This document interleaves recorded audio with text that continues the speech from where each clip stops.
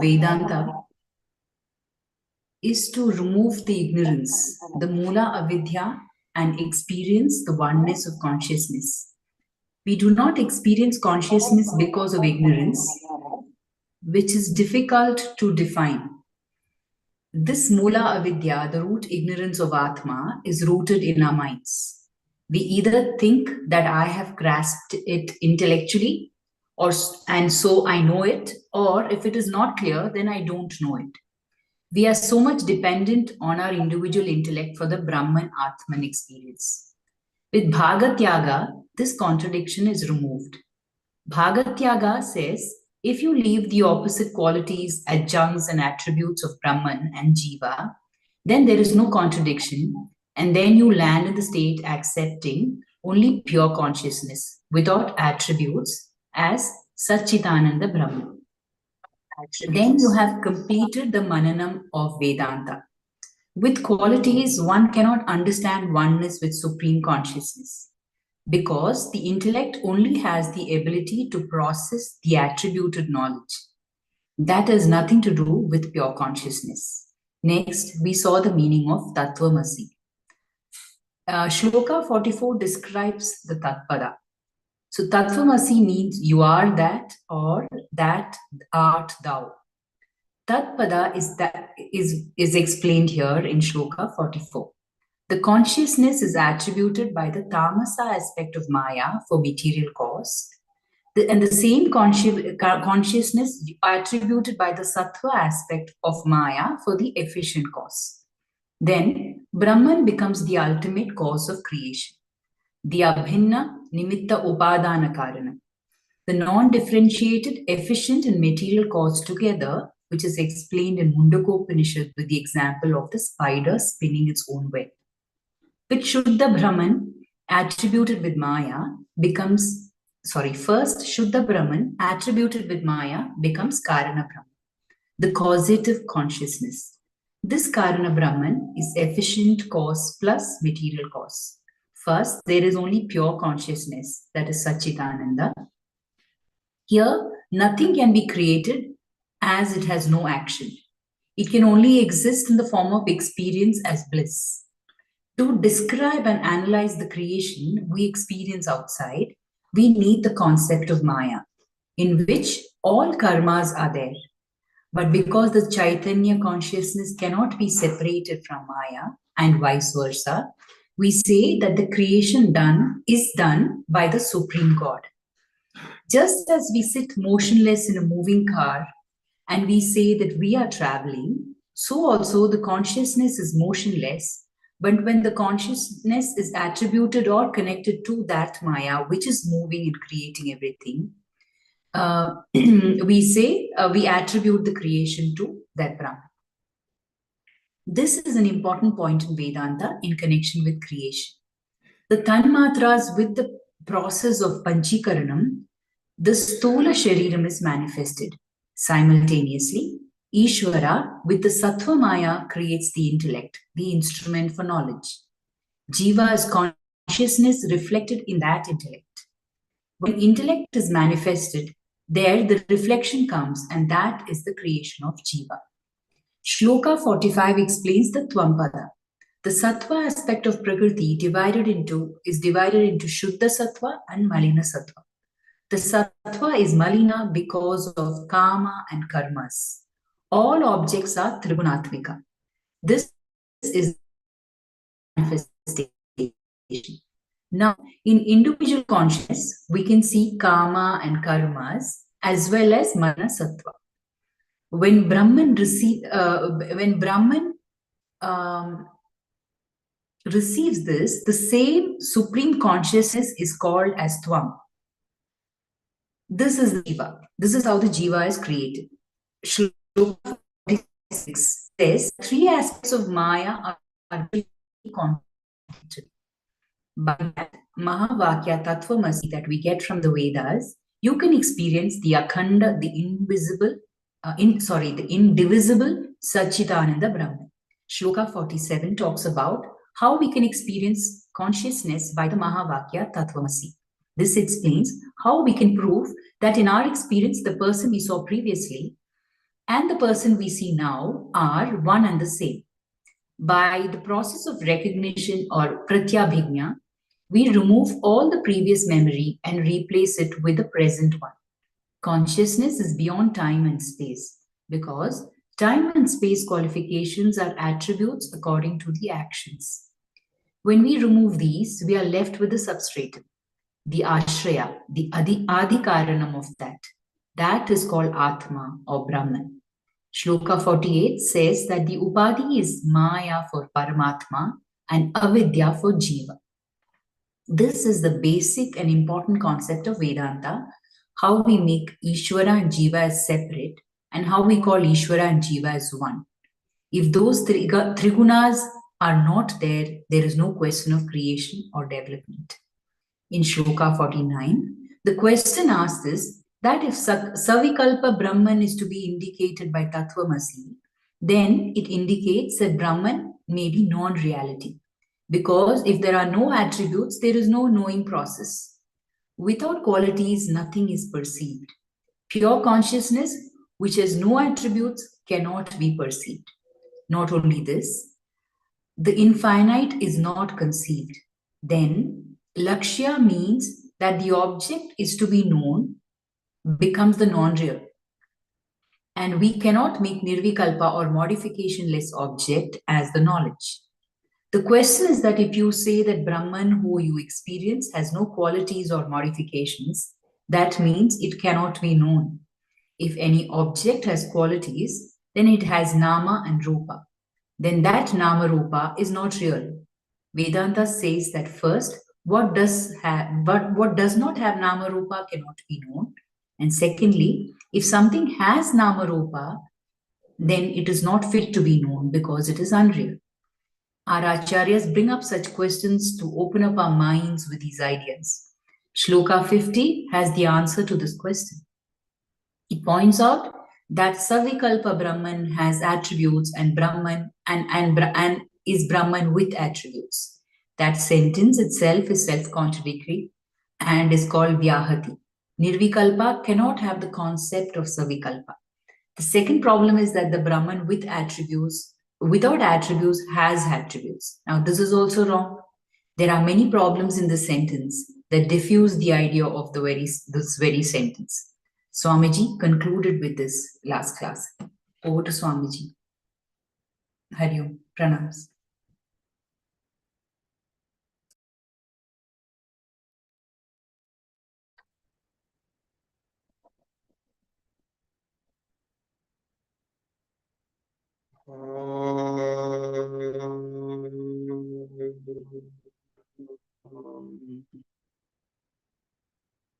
Shrudismritipurananamayam karunalayam namami bhagavat padam shankaram lokashankaram Shankaram Shankaracharyam Keshavam Badarayanam Sutra Bhashya Krito Vante Bhagavanto Punah Punaha Ishvaro Gururatmeti Murti Bheda Vibhagine Vyomavatyaptadehaya Dakshinamurtaye Namaha Shri Dakshinamurtaye Namaha Om Namah Shri Shankarananda Gurupadambujanmane Savilasa-mahamoha Graha-grasaika-karmane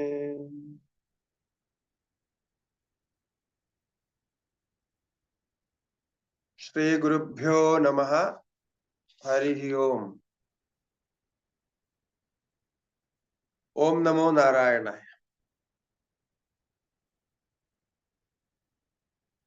So we were discussing the first chapter of Pancadashi,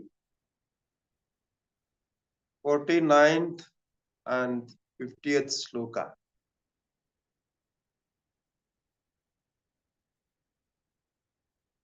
In Vedanta, we have various methodologies to describe the nature of Brahman. So among them, we are discussing one of them.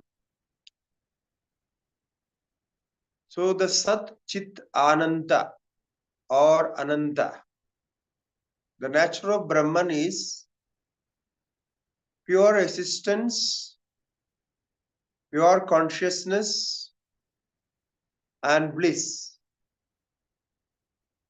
And all these are infinite. It means infinite existence, infinite consciousness, infinite bliss. So this we know the basic nature of Brahman. Now, when we discuss something related to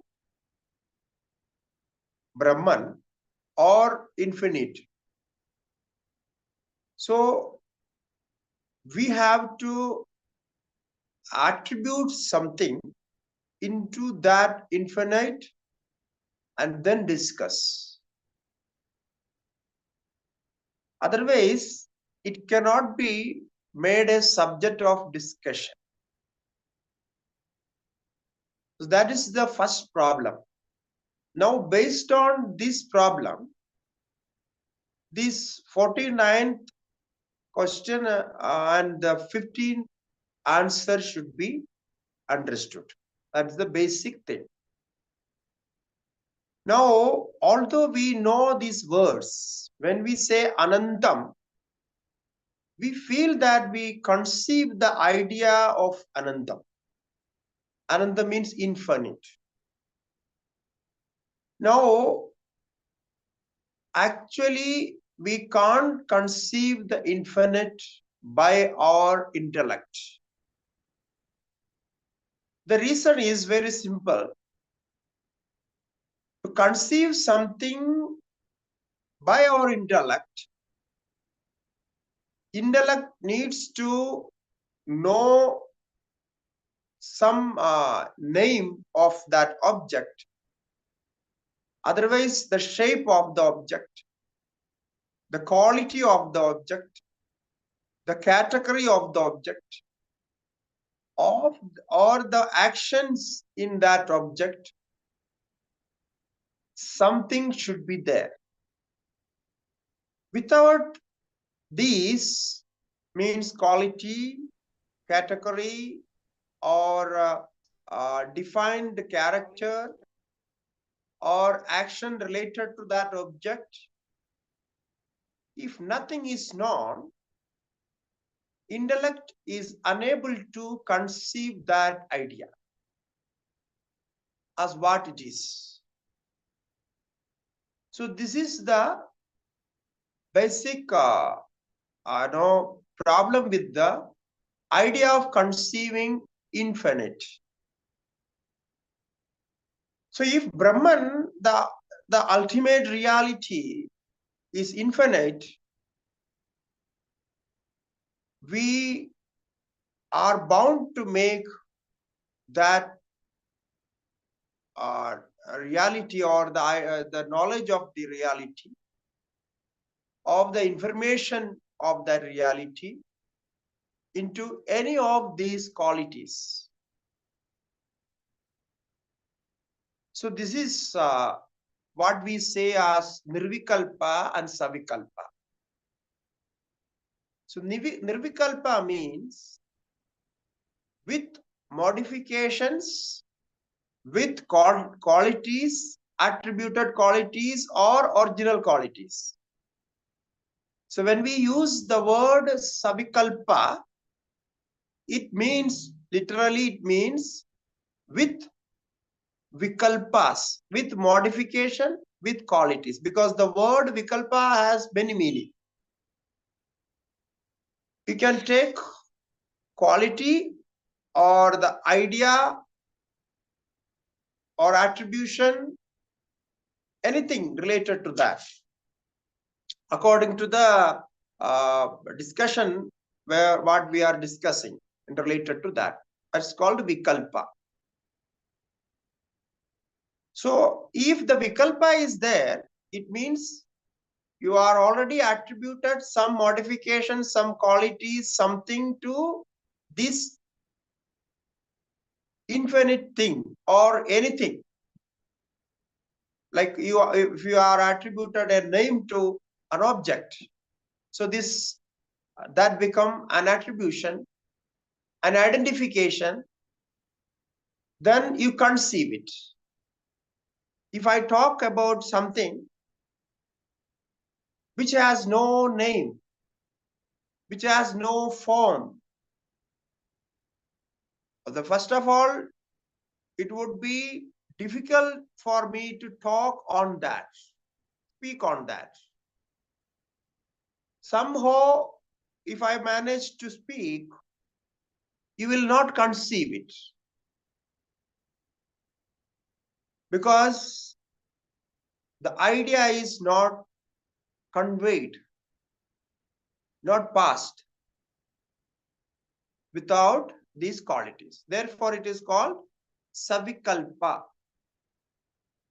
So, savikalpa, the questioner asked, what you already told about Tat Tvam Asi,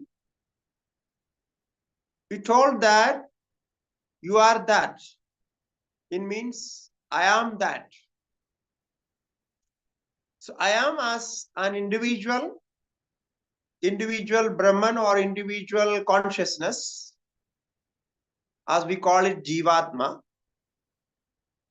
And this me is that. So that means that Brahman. Now what is that Brahman? Which has some identical connection with me, which you are advising me to identify with. So the myself is identified with that consciousness.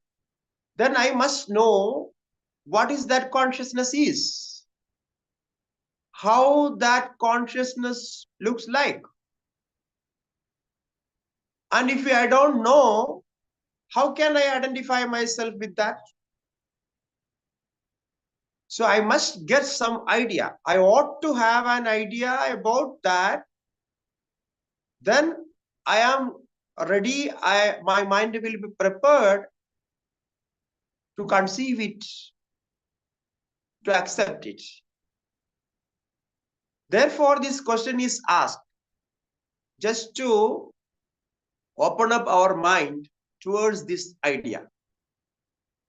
We will have elaborated discussion on this same subject in many other, maybe 3-4 chapters, in different chapters about the same subject. But in the first chapter, Acharya is introducing it. So now we know that if we want to know something, the idea should be conceived with some modification, some qualities, name or form or action or anything like that.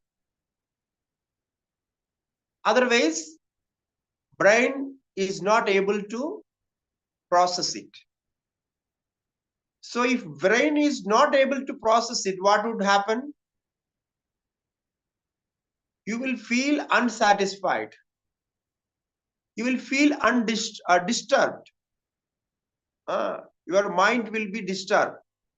But today I listened to a lecture, but I could not receive anything. I don't know what was happening. So then this mind is disturbed because mind is not able to receive anything.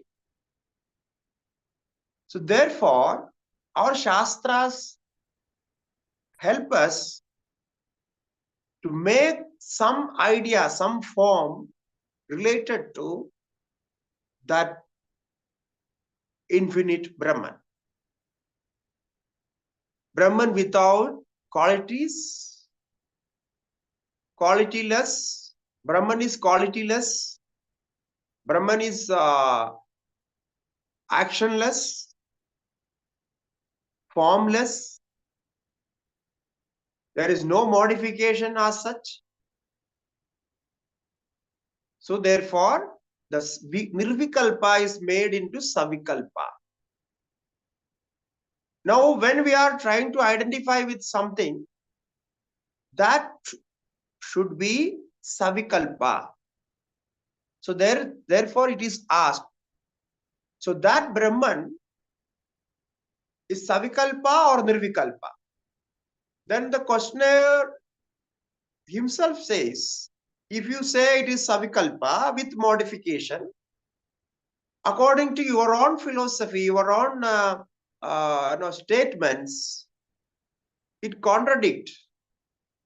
If it is with modification, then that cannot be reality. That cannot be known as reality. Why? Because you Vedantins say, reality has no name and form. The reality is nameless and formless.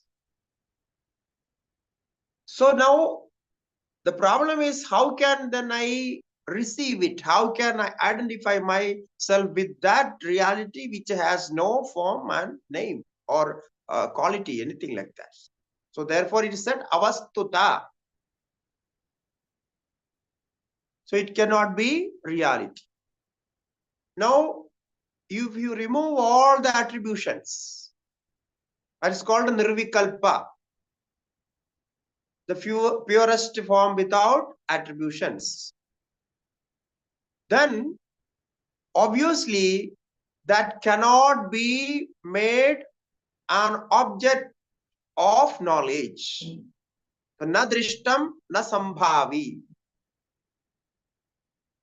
He says, the questioner says, you cannot ask, you cannot say it is known because it cannot be known.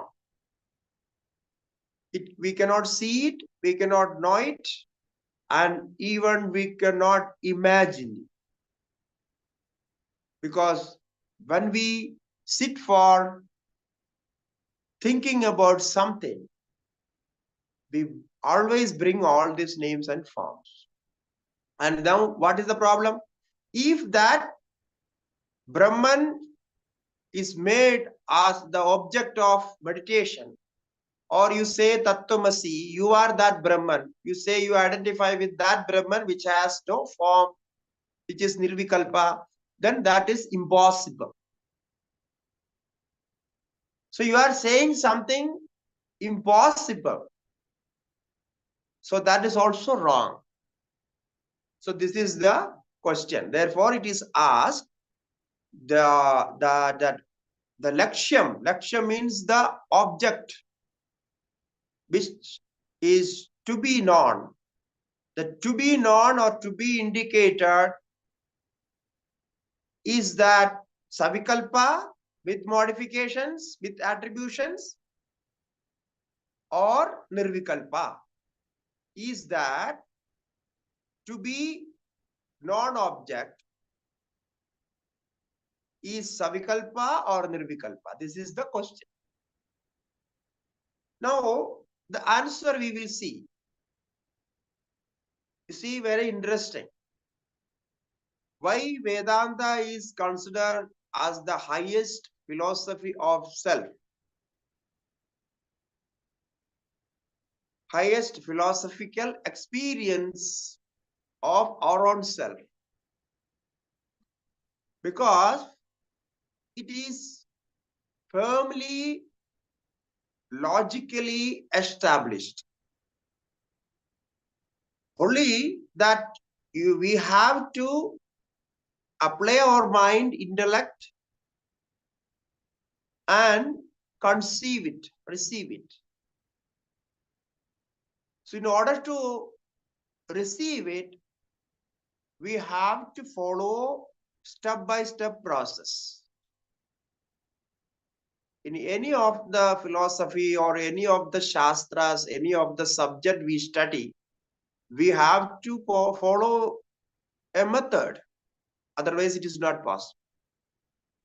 Now, if you understood the question, then we can understand the answer. Because if you do not understand the question correctly, the answer will not be understood. I hope you got it. So we take up the answer. The answer is there. We see the playing with words. We have now 3 words: Vikalpa, Savikalpa, and Nirvikalpa. Okay, Vikalpa, Savikalpa, Nirvikalpa. Now you know what is Vikalpa. Vikalpa means modification, quality, or concept, or imagination, attribution, any of this, or all together can be said Vikalpa. Okay, that is called Vikalpa. Now Savikalpa means that one which has this Vikalpa. It means with the Vikalpa is called Savikalpa. Right? Means with modification, with concept, with attribution or something, with quality or anything of. This is called Savikalpa. Because there is no need to definitely say what is with that. It is with modification or with attribution or with quality or with action. There is no need to say. Any of this can be there, because our point of discussion is something different from that.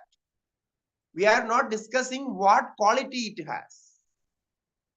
We are discussing, is it has quality or not? This is what we are discussing. The subject is different. So let it be any of the qualities. Let be any of the qualities, but we should know that is it with quality or without quality. Only that much we have to define.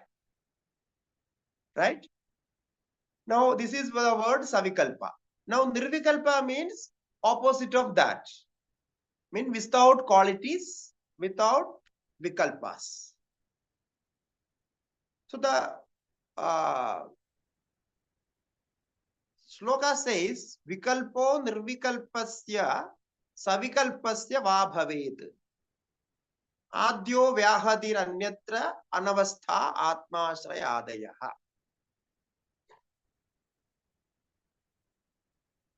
So you say the first, this author is giving an option, is making, because it is difficult to answer.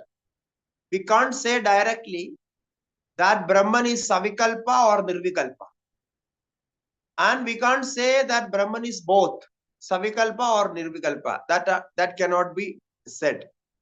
Now, it cannot be said that is Savikalpa with attribution. It cannot be said that Nirvikalpa. Then how we talk about Savikalpa? So therefore, we can't say it is attributionless, absolutely attributionless. And one object, one substance cannot be with attribution as well as without attribution simultaneously. Okay, so therefore the third option is rejected. So now therefore he says, now what is you are aiming for? What is you are aiming for? The question, the counter question is asked. Now why the opponent, why Acharya here, the Siddhantin, why he ask the counter question? To make clear that the question itself is wrong.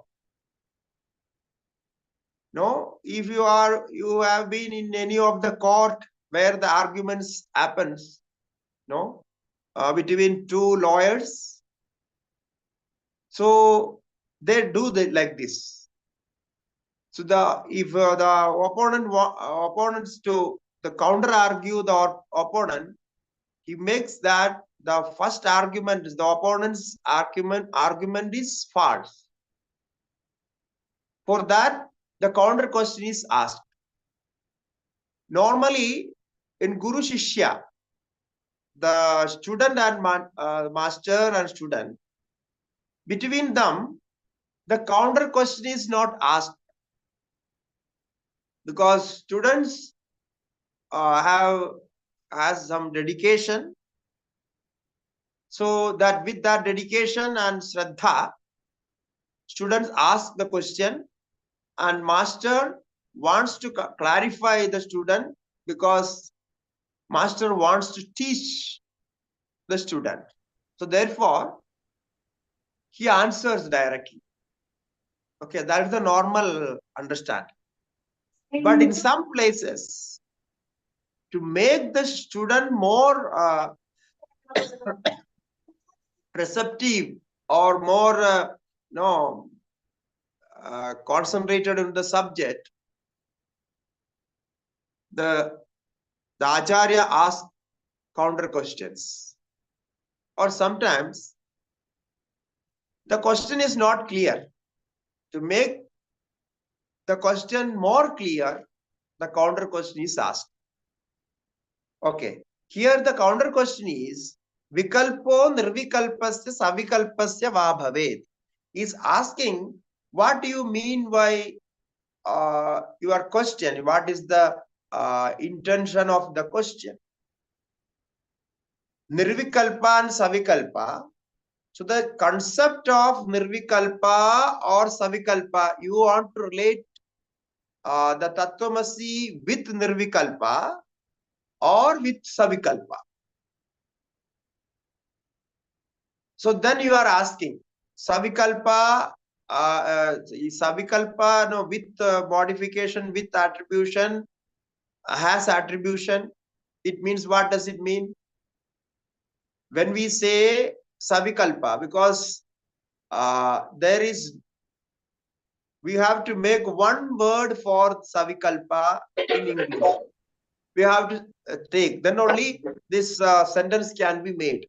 When we say with attribution, something with attribution, it means it has already attributed. It is already attributed one. Like we say named. So we have given a name to that.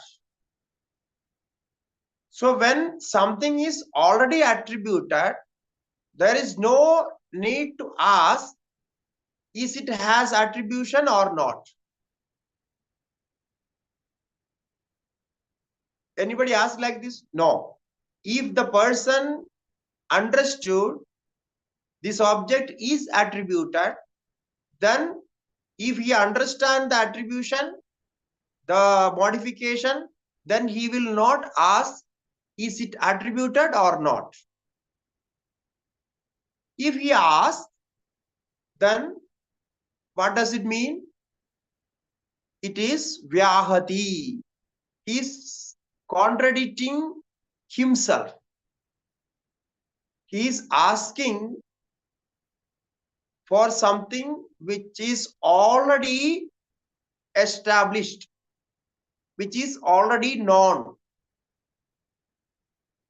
Because without knowing savikalpa, you can't say, if you don't know what is modification or what is attribution, you can't say that object is with attribution.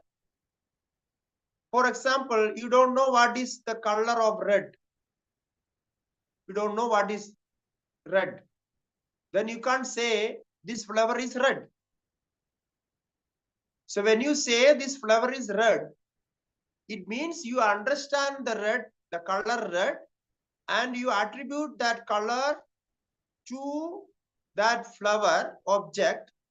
Then you conceive it and say this is red flower. Similarly, if you know what is attribution, then only you can say this object is with attribute. It is attributed. It is modified. So therefore, Brahman, which is already attributed in your understanding, in your question, it cannot be again questioned that is it has attribution or not. It cannot be questioned again. That's the first Vyahadi. Because then I am self-contradicting myself. No, self-contradiction itself. My sentence is contradicted. Now what you can ask is, if you know something is with modification, you can ask, what is that modification? If you don't know the modification, you can ask it. But when I say that object is with modification, then you cannot ask, is it with modification or not? This question cannot be asked. You can ask the question, what is the modification? So this question can be asked. Therefore, when you say savikalpasya lakshyattve lakshasya syad avastuta, this sentence, your concept itself is wrong. Because if it is savikalpa, then it has vikalpa. Already it has vikalpa. Now that point is clear. Now the second point is, if you say nirvikalpa, nirvikalpa means attributionless. Or in other words, we can say, which is not fit to be attributed, which cannot be qualified at all.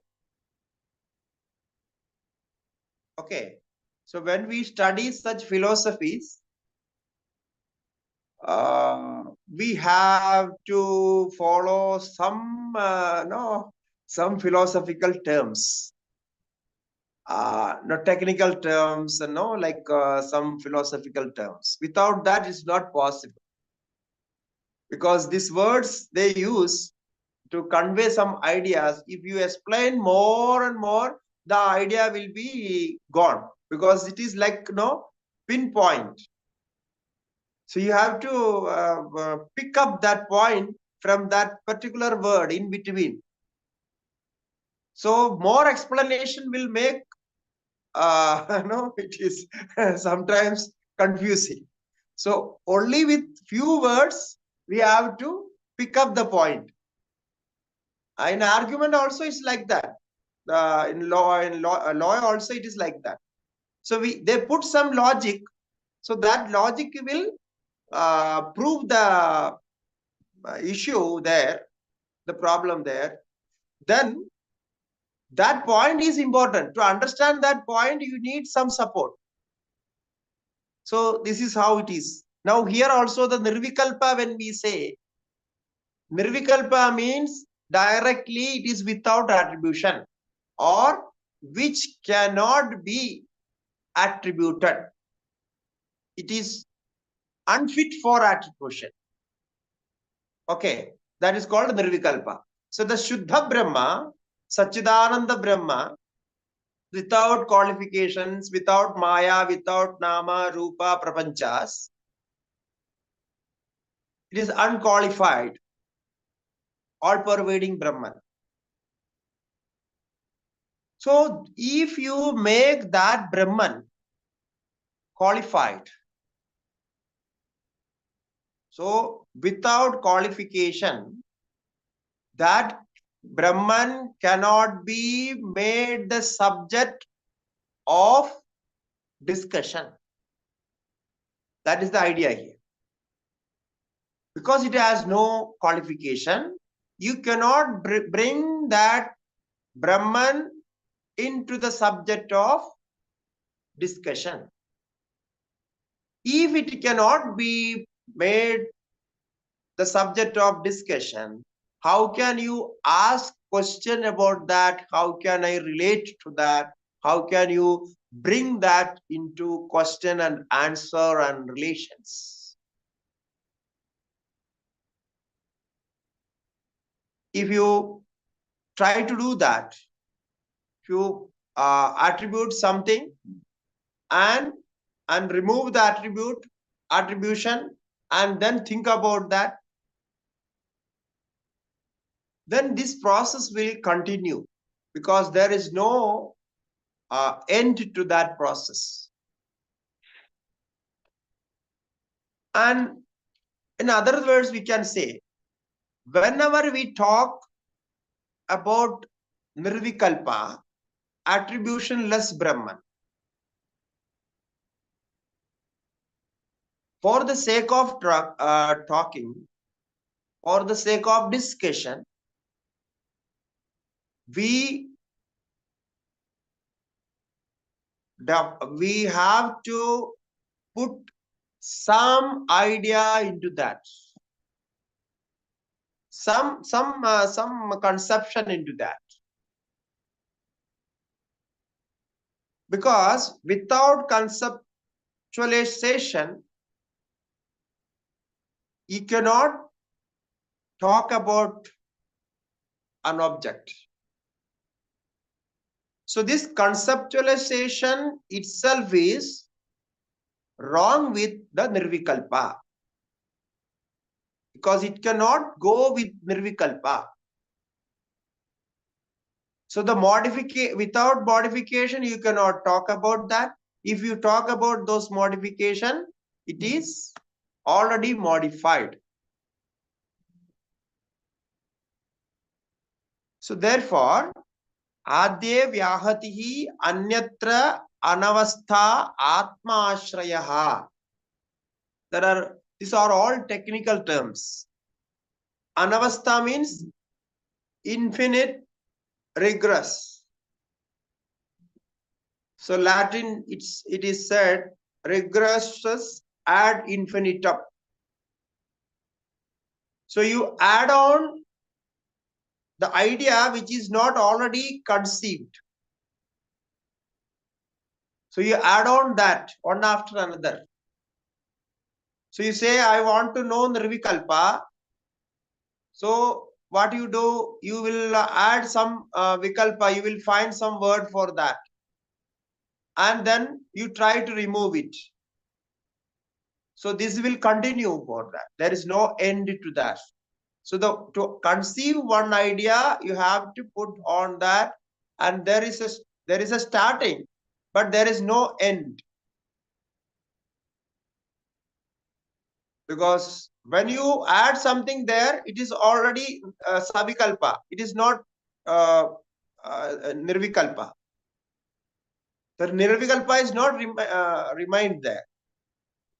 Already it is become savikalpa. So whenever you think about that, it is nirvikalpa. It cannot be nirvikalpa. Therefore, it is called anavastha. So there are so many logical problems in with that. And atmashraya means something is established. Something is established on something already established or not established. So assuming something which is yet to be proved. So first, if you prove something, you can talk about that. Okay.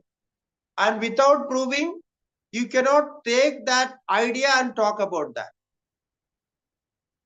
So I want to know something. It means I have not known it already. It is unknown to me. But I am taking that idea as known to me. For example, here you see, nirvikalpa means, what does it mean? It cannot be conceived. Now I am talking about nirvikalpa, which cannot be conceived. And you are listening to nirvikalpa, which cannot be conceived. Now what is happening here? It is called Atmashraya. No. It cannot be conceived. Now, if you think I know Nirvikalpa, now you are listening to Nirvikalpa, attributionless Brahman, you think that I know, now I listen to it, now I understood, I know Nirvikalpa. Then what does it mean? You don't know. You are far from that, because the Nirvikalpa cannot be known. Like if you want to catch hold of space, no, you cannot catch hold of space. But if you want to catch hold of space, what you should do? You should take a vessel, empty vessel, or glass or pot or something, and then now you are holding the space. Now you are holding the space inside the jar, inside the pot, inside the glass. But you cannot directly hold the space, because space is formless. So formless cannot be holded, or it cannot be touched. Similarly, the Nirvikalpa cannot be conceived with form. So now, how you are going to identify with that which has no quality of conceiving it? So therefore, it is called Atmashraya, the assuming something which is yet to be understood, and without understanding, we talk about that. Now, what I am talking about, I am talking about the subject which cannot be talked about and which cannot be understood. Now you are listening to that subject which is not fit to be known, not fit to be the object of listening. So this is what is happening there. Therefore, the Acharya is denying his question itself. He is not answering. He is denying, because your question is wrong. He cannot question like this. But Acharya is always very kind. Therefore, he will again explain it. Continuing with the explanation. So he will explain, and then you will get some idea what he was talking about. The 51 Sloka. Idam guna kriya jadi dravya sambandha vastushu samam tena surupasya sarvamedat iti ishyatam. Idam guna kriya jadi dravya sambandha vastushu. He says, now we were talking about the Savikalpa and Nirvikalpa, the attribution, qualification, qualities.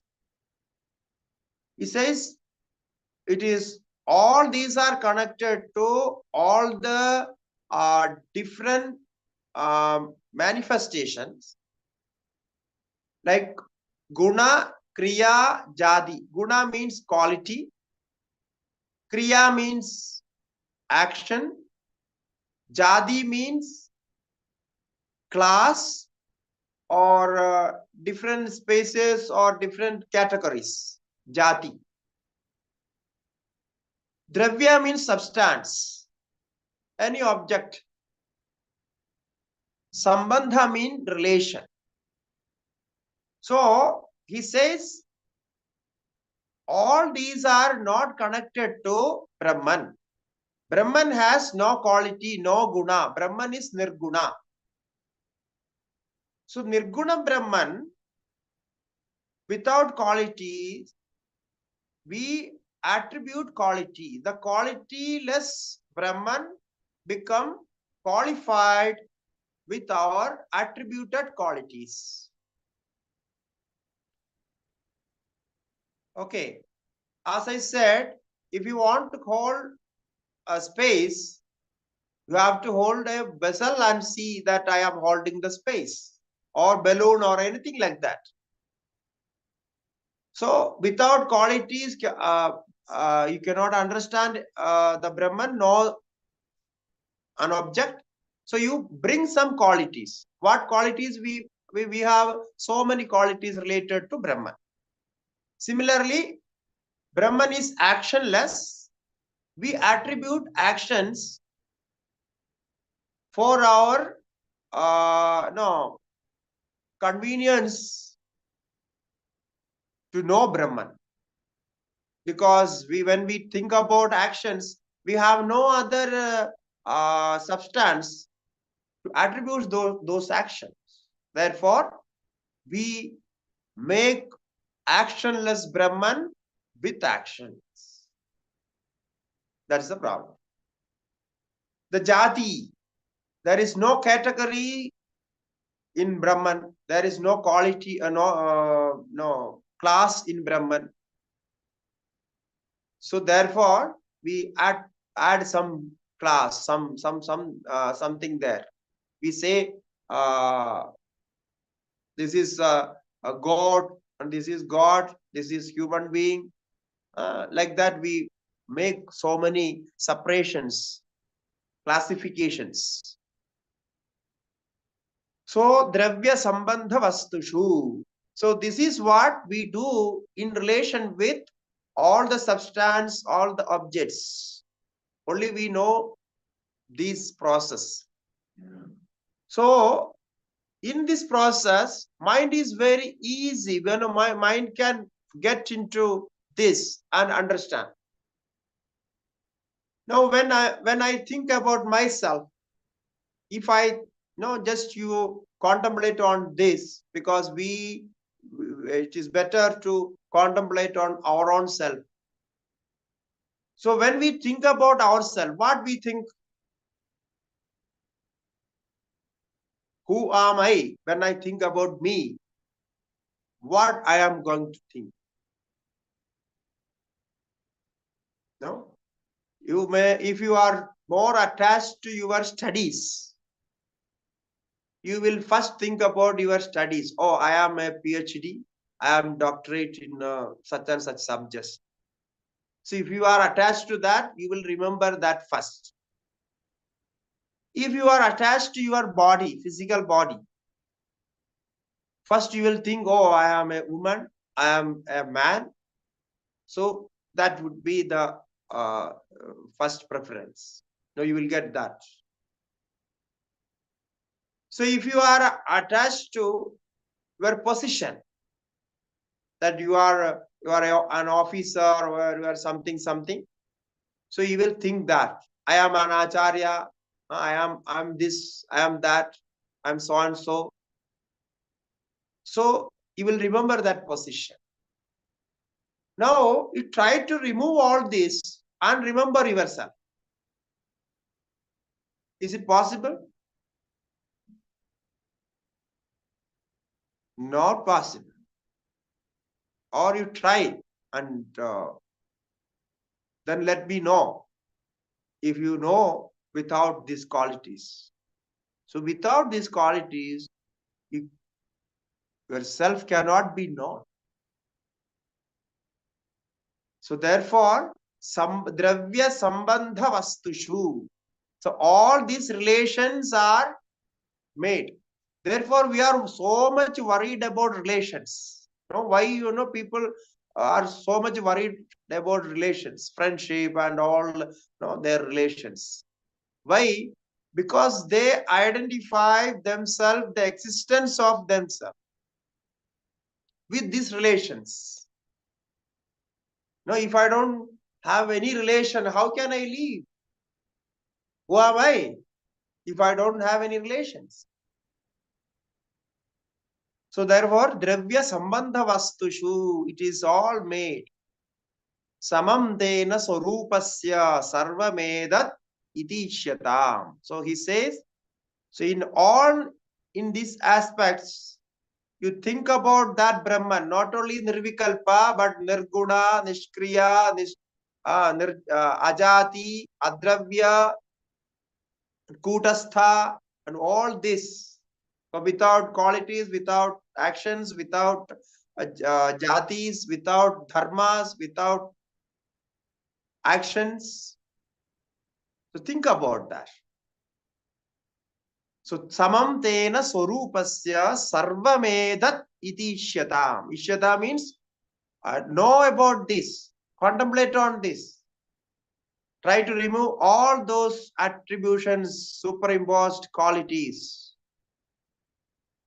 so that Brahman may be known like this. So this is the answer. Now he says, the student who asked the question, he says, you don't try to attribute something to Brahman and ask that Brahman is with attribution or without attribution. You remove all these qualities, guna, dravya, karma, and all these, and then think about the existence of that Brahman. Vikalpatadabhavabhyam asprishtatmani vastuni. Vikalpatadabhavabhyam asamsprishtatma vastuni. Vikalpitatva lakshyatva sambandhadhyastu kalpitaha. Now, Vidyaranya Mahaswamiji is directly saying what is the meaning of, what is the summary of this discussion. Vikalpa tadabhavabhyam asamsprishta atmavastuni. You see, the self, the Atma, is untouched. Asamsprishta means untouched by vikalpa and tadabhavas, modifications and absence of modification. It has no connection with modification as well as non-modification. So therefore, it cannot be said with modification and without modification. Now you will be more confused. You will think that why we should not say without modification? If something is with modification, if we can say it is with modification, why we should not say without modification? Because he says that Atman is untouched with modification and without modification. Both way you cannot define Atma. Now you see, I will give you the secret of this. Now when you say with modification, what happened? You will remember the modification, right? You will remember any of the modification, qualities, all this, because I am using this modification word. I cannot repeat all those qualities now. So, or attribution, any of this word. So now when I say it is with modification, definitely on the spot, you will remember any of the modification, quality or action or anything like that. Name, form, color, something. Okay. That is right, no? Now, the second thing is, I say without modification. So then what you do? then also you remember modification. Because to remove that modification, you have to remember, no? So without remembering, how can you remove something? So the both way, with modification, when I say you remember modification, when I say without modification, also you remember any of the modification. I am not naming the modification, even though you remember the modification. Because without that, you can't understand the word. Therefore, both are denied. It means you cannot keep any modification, means we have to deny both sides, positive and negative. Because in both, when you remember any of the modification, then only you can remove the modification. Without remembering, without conceiving any of the modification, you can't remove the modification. It means modification less is with modification. And modified is, of course, with modification. And modification less is also with modification. Therefore, we don't want both. In Atma, we are not accepting with modification and without modification. Therefore, Atma is not Saguna, and in comparison with Saguna, Atma is not Nirguna as well. Because to remember Nirguna, to understand Nirguna, you have to remember Gunas, qualities. Therefore, he says, Vikalpa tadabhavabhyam asamsprishta atmavastuni. So that is why Pancadashi is considered one of the because one of the masterpiece textbook of Vedanta. Because if you complete Pancadashi, there is nothing more to learn technically in Vedanta. If you want to practice, you can learn other books. Many books are there. But for understanding the theory thoroughly, this textbook is enough. Because it has gone up to the level where can be said by words. Up beyond this, words cannot explain. So now you see, if you understand both sides, then only understand the third form. Now, the first form is with vikalpa, with quality, with modification. Second form is without modification. So now normally, you have no idea of the third, because you only know two, with or without, negative or positive. No, we use this word negative or positive. But beyond negative and positive, we have no idea. And this Atman is beyond negative and positive.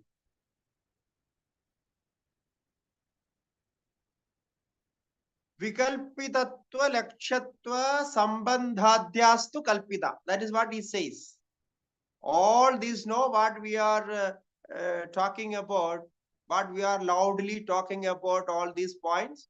Vikalpitatva, modification, lakshyatva, you are trying to make that an object, objectification or subjectification, lakshyatva.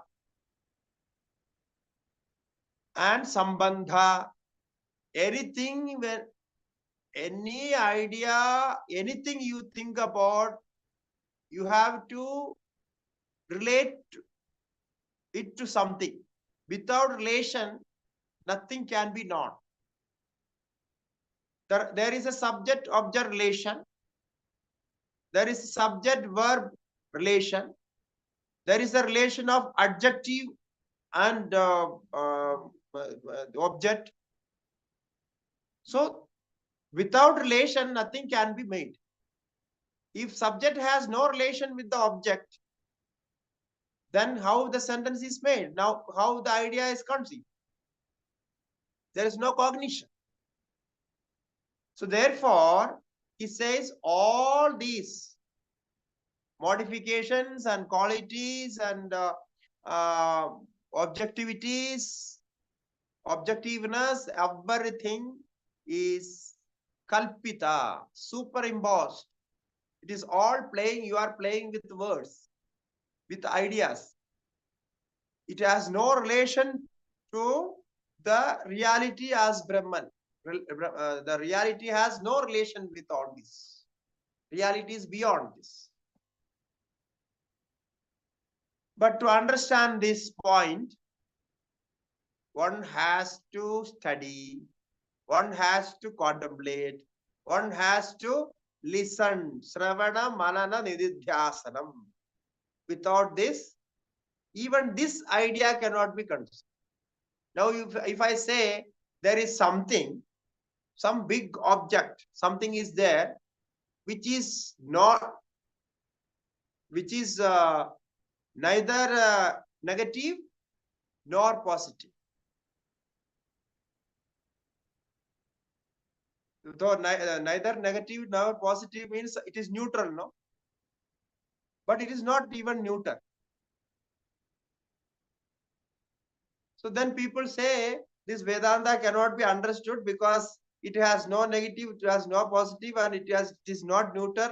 Then what is that? So it is there playing with words. There is nothing to conceive, nothing to cognize, no idea can be known. So what is there? So even then the experience will come. So we are using our intellect at the maximum level to deny the intellectual knowledge. That is the path. Here the path is, we will use all the logic, the maximum logic in the subtlest form of the logic to deny the logic itself. So now the logic cannot appear and say, I have this strength and I can prove that Atma, this is Atma. No, logic cannot say, and the intellectual knowledge cannot say that I am going to prove Atma. So this is the interesting, what you say, the enjoyable part of this learning. So therefore, from here he starts with the Sravana Manana, defining Sravana Manana. Itham vakyaistadarthanu sandhanam shravanam bhavet. Yuktya sambhavitattvanu sandhanam mananam tat. Now, when I say this, you may ask, then what is the use of listening? What is the use of learning Vedanta? What is the use of manana, dhyana, nididhyasana? Now all these are useless now, purposeless, because no purpose of doing all this. Then he says, no, you have to listen first. Then only you can understand. Without listening, understanding is not possible. Listening means reading also is there. You read books. So that is also part of listening. So listening means directly listening from Acharyas, the teachers, masters. After listening to masters, you will get some idea. Then you read it and understand. Okay. So itham vakyehi. Thus, vakya, with all these vakyas, Tat Tvam Asi vakyas. In Vedanta, there are so many vakyas, so many sentences, statements. So, itham vakyehi tadartha anusandhanam. Contemplating on the meaning of those statements, those Upanishad statements, Upanishadic statements. So, tadartha anusandhanam. So, listening to that is called Shravanam, Shravana. So, itham vakyai tadartha anusandhanam Shravanam bhavet. That is called Shravana. So, proper Shravana is necessary. Without proper Sravana, one cannot enter into this level of Manana. The next sloka says, after listening to it, put your logic, your understanding, apply your mind. You can question, always question. Whatever way you want to question, you can question, but it should be related to the subject. In our philosophy, like Vedanta, or even in normally in our Hindu philosophy, Sanatana philosophy, everywhere you can question. Apart from the Vedic rituals, because rituals should be understood directly and practiced. After that, if you want to know about it, you can do research on that and understand. But all the philosophical parts and the practical parts of the Vedanta or any Shastra can be questioned. That is why after listening, it is not only religious practice, but also philosophical understanding. Okay, so the religion means you cannot question, you cannot do any change in that. But this is called dharma. This is not religion. There is a difference between religion and dharma. Normally we translate dharma as religion, but it is not correct in Sanatana Dharma. According to Sanatana Dharma is combined of religion as well as philosophy and science. No, all these are combined. Therefore, in Sanatana Dharma, there is a part, religious part is there. Some rituals are there, ritualistic part. And the other part is purely scientific and philosophic. So in that, it all together is called dharma. So therefore, dharma should not be translated as religion or religious practice. Dharma is all together, combined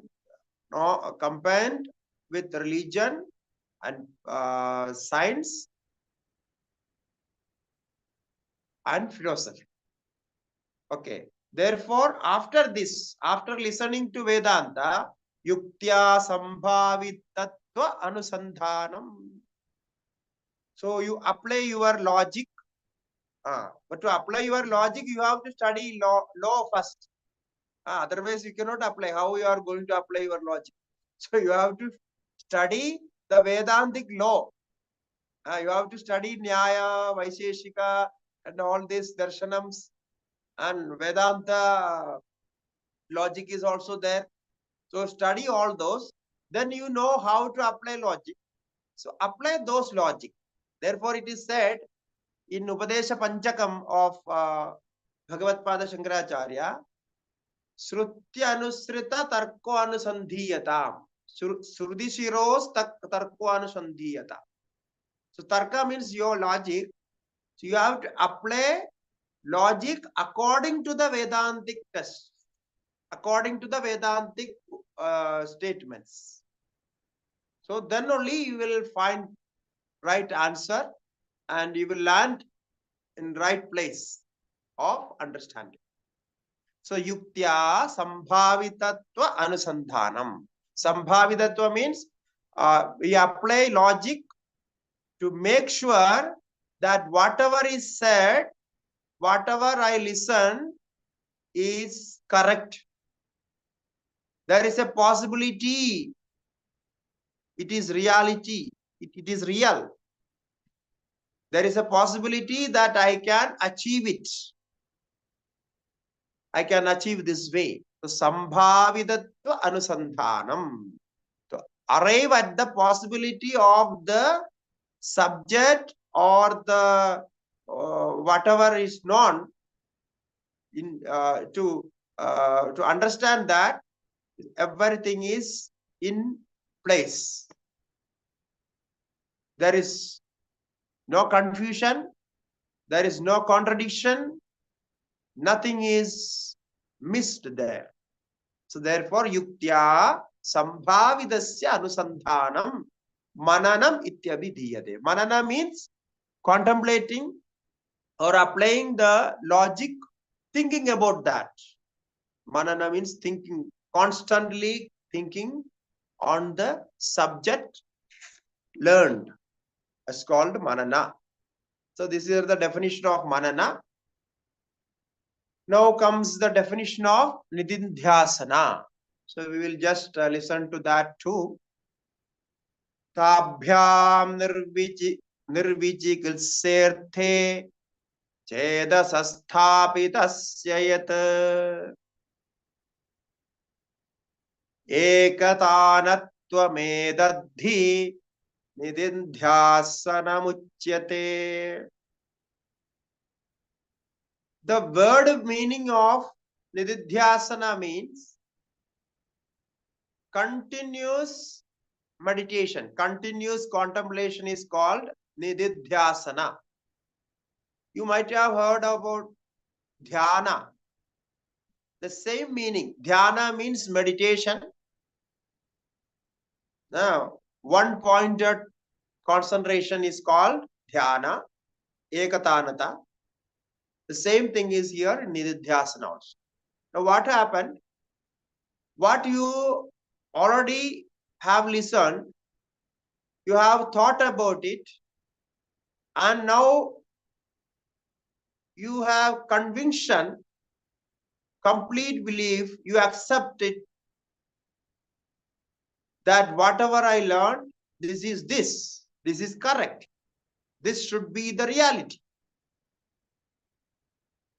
So that conviction is called Nididhyasana. So when you accept something doubtlessly, beyond doubt, then that will stay with you as the part of your thinking process.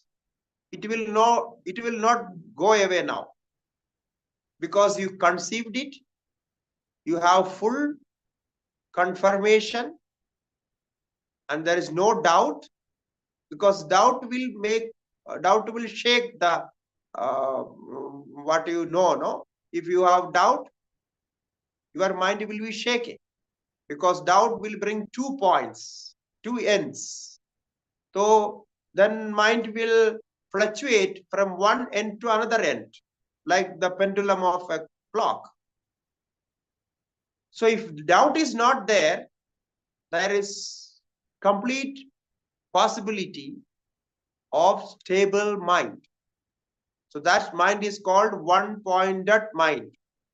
There is no special object for concentration, but the object what you already know, what you already heard from Vedanta.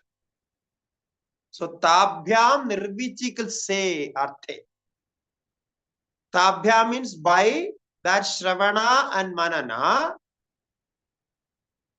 all the doubt have been removed. Nirvichikal se. Now, there is no doubt about the subject. The subject which was in discussion. Chetasaha sthapitasya tat. Now, it has been established in the mind. Chetasaha sthapitasya tat. So that it is stable in mind, firmly established in mind. Okay. Then what would happen? You will constantly think about that. Ekatanatvam. Ekatanatva means continuous one-pointedness. This is the word meaning of that. Literal meaning is Eka means one. Tanatva means continuation. So ekatanatva means continuous one-pointed mind. So mind is thinking only on one object, one idea. That is called ekatanata. So this is a definition of dhyanam. Tatra pratyaya ekatanata dhyanam. There is a sutra in Patanjala Yoga Darshana. The same word is used there. Pratyaya ekatanata dhyanam. So pratyaya means this idea, no, something, some object, something you conceived. So there is a continuity of that knowledge. It will happen effortlessly. We have to remember this. We are doing daily meditation, but that meditation is with so much effort. So we are trying to bring that mind into concentration. But this will happen effortlessly because you have an idea which is already established and which is already identified with your mind and your consciousness. Therefore, this is one with that. For example, as you remember yourself, do you constantly remember yourself or not? So you remember yourself constantly, effortlessly. Okay, I am this, I am that, I am this, I am that. So constantly you are remembering yourself. Now you remember that I am listening to it, I am listening to it, I am listening to it, I am listening to Vedanta, I am listening to this lecture. This is constantly going on in the mind. There is no effort. So that's called Nididhyasanam. It will come only after Manana, and Mananam will happen only after Sravana. So Sravana, Manana, Nididhyasana. So in between, there is so much effort to bring an idea to mind, make it steady. So it can be about any object. It can be about any of the object. Shravanam is not only related to Brahman or Atma. Can do any kind of Shravanams. So Shravanam, Mananam and Nididhyasanam. So beautifully it is described. So we have seen the Shravana, Manana, Nididhyasana definition, and we will see more about this in forthcoming chapters, and we will learn more about that. Okay.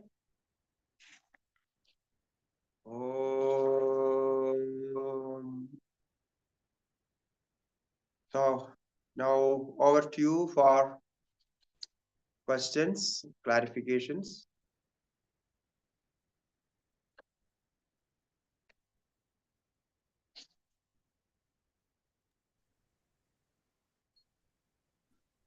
Swamiji, there is a question from Mr. Sankit. He's raised his hand. Mr. Yeah, Sankit, please. Hari Om Swamiji. Sanket. Hari Om. Yeah. Yes. So my question is regarding the Shravanam part. In that you mentioned that we have to, after listening, we have to apply our mind question and apply logic. Correct. So you specifically said we have to apply Tarka Shastra there. Yeah. Tarka Shastra you mentioned we have to apply all the logical schools of thought which are there. We have to first study that and then apply those Tarka. Correct. So is it is it a requirement that we have to study those Tarka and then apply it, then only we will get doubtlessness? Or can it happen that when you listen to when you do the Shravanam, when you listen to this, contemplate on your own and try to relate it with your experience and your knowledge so far, and by that you are able to get that doubtlessness, is that same as the one which is achieved by after applying all these Tarka Shastras? Correct. Yeah, that what I meant was, now when you think about something, one should know how to relate that object and how to, where to start the thinking, how to start the thinking about that object.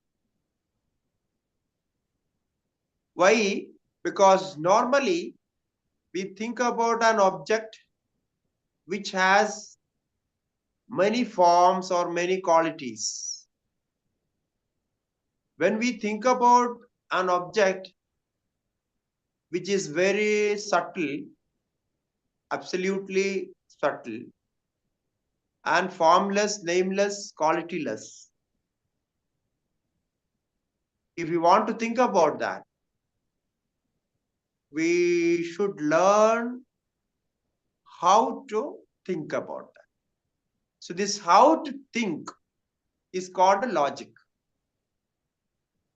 So this logic, the basics of this logic can be learned from other schools of thoughts or even from Vedanta, because Vedanta is also applying the logic from all other schools.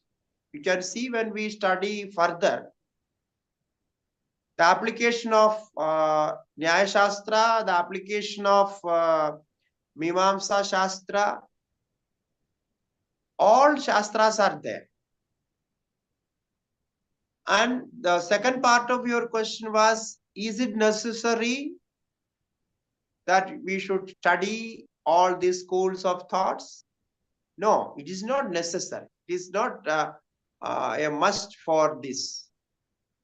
If you can find the thinking process of Vedanta, the logic application of Vedanta correctly, easily, then that is enough.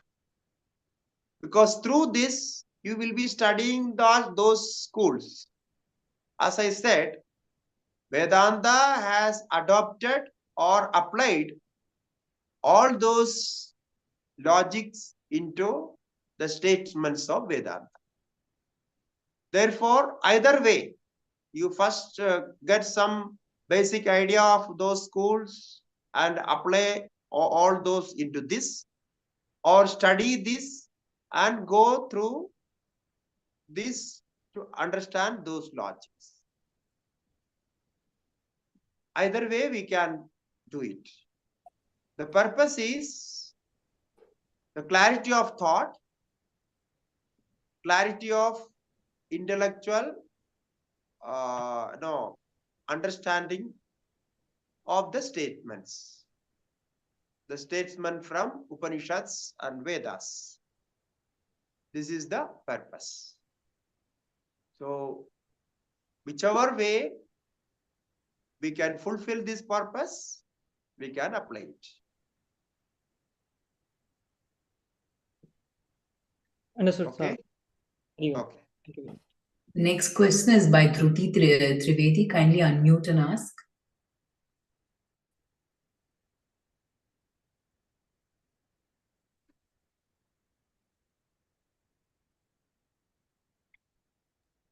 Yes, Hari Om. Swamiji.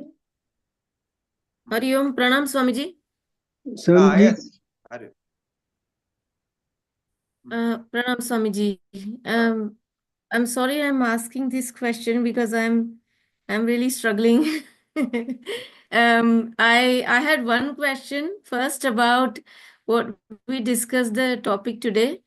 That yes, the Nirvikalpa Brahman you cannot discuss or objectify or subjectify because it doesn't have any attributes. So my mind was thinking whether then isn't the Satchidananda that we said, Satchit and Ananda, they are also kind of attributes, right? Or is for our understanding? Because if you say bliss, what is bliss? I mean, we in a normal human being, when we say I'm very blissful, so it's quite subjective, it's relative. for somebody, for people to describe what they feel as bliss. Again, there is a feeling, that's an attribute. So Nirvikalpa Brahman, so that Satchit Ananda can only be also applied to Sagun Brahman. Is that right? Or I'm thinking I'm wrong way. Yeah. I don't. You complete your question, then I will answer. So that was first question. Whether it is correct to understand that Nirvikalpa, that Satchit Ananda, which is the nature of Brahman, as we know, can only be regarded with Savikalpa or Saguna Brahman. Yeah, so I will answer this because this will be useful for all the students. This is a good question you asked. And And I have one more, and I had one more question, but I'll let you answer this first, I think, Swami. It is very relevant, the timing. Now, it is interesting that here we have to understand the technicalities. As I always use this word, you may be wondering why I am using this. You see, when we say nature of an object, like now Dhrudi also said that nature of Brahman. Okay. Nature of any object or anything cannot be an attribution. Because nature, the word itself says, it is already established. It is not attributed. Now, the nature of any object will be essential for that. The essential nature. Undividable, unseparatable, unchangeable. That would be the nature of an object. For example, heat is the nature of fire. So fire in any form will have the heat. If there is no heat, then there is no fire. If you are feeling cold, now the winter season started in Himalayas. So I am also feeling cold. This cold is started. It means there is no heat. So now we can't say the heat is attributed to fire. No, it is not correct. The heat is not attributed to fire. Heat is the nature of fire. Now, if you add a color for fire, a blue or yellow or red color for fire, so that can be called attribution, because fire is there without color as also. Because fire, if fire is not burning, then there is no color. But heat is always there. Therefore, we can definitely say the Sat Chit Ananda is the essential nature of being, the essential nature of Brahman is not attribution of Brahman. Okay. So therefore, the bliss, what you mentioned, this is a confusing, no? If you see, people are using this word. Now, the same word we are also adopting. When I adopt the word, you are using in some other meaning. And we want to use in a philosophical term. It is sometimes confusing. Because philosophically, that word may have some other meaning. No? So bliss, what you say, I am blissful, people are blissful. So that bliss is that is a temporary satisfaction, temporary relaxation. That is bliss. You are experience. But this bliss is not temporary. Swamiji, there is no sound. There is no sound. Huh? No sound coming. Volume is gone down. Now Swami. it's Now it is coming? yeah, Yes. yeah. No?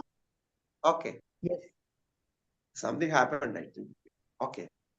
Now, I was saying about the blissful and the bliss. Now, the same bliss word is used in, normally we use in empirical way we use that word. That is called blissful, the state of satisfaction. But the word in philosophy, bliss is totally different from that.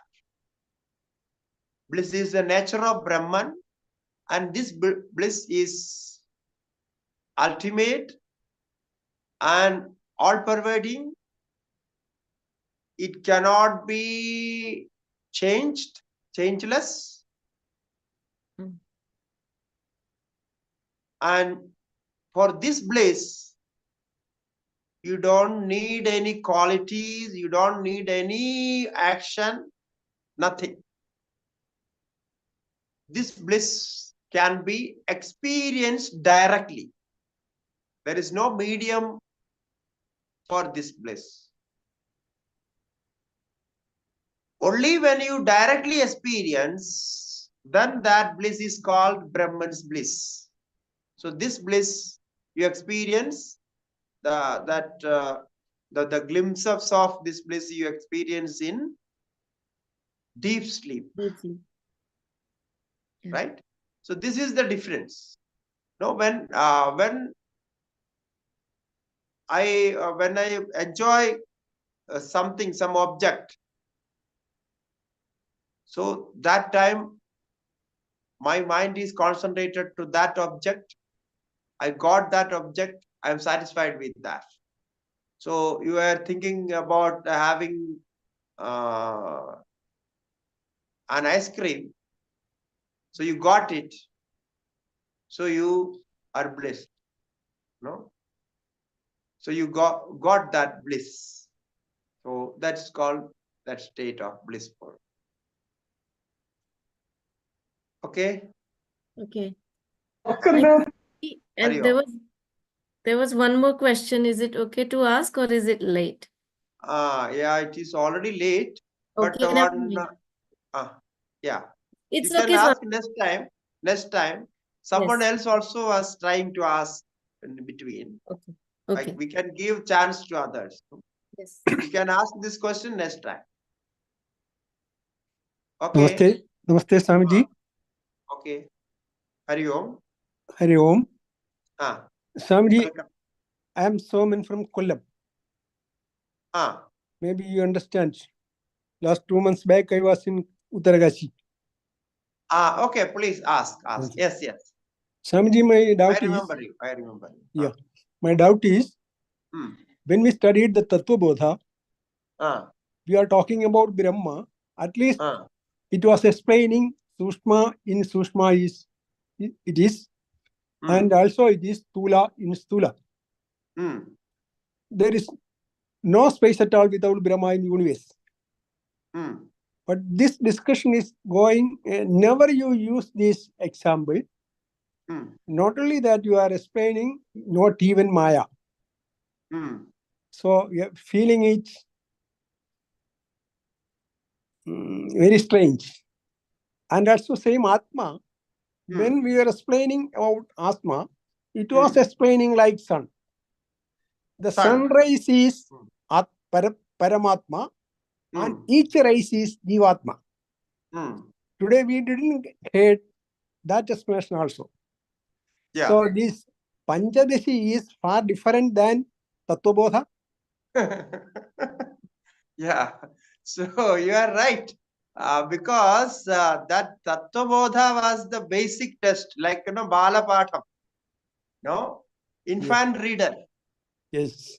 So Tattva Bodha was a it's a book of terminologies, Vedantic terminologies. Yes. So we start with that, and then we studied the second book as Atma Bodha. Now this is third book. So you are now in the level of graduation. You are just leveling up. So therefore, it is in different levels. Now in this you will get many more. Now you will enter in many more levels of understanding. So that is, you are right. Because there only in terms of what is Atma, what is the nature of Atma, in two places we discussed in Tattva Bodha, just to introduce what is Atma. Here there are so many explanation in different levels, from sadhana's viewpoint and philosophical viewpoint, logic. Now everywhere the logic is used. So here you can see in like last 30, 49 and 50, 51 slokas, that how the logic can prove into that.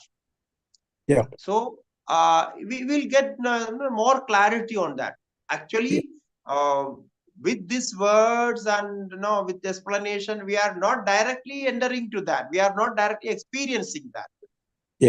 But we can remove our wrong ideas on ourselves, self and knowledge and all those. This is what is the direct benefit of this.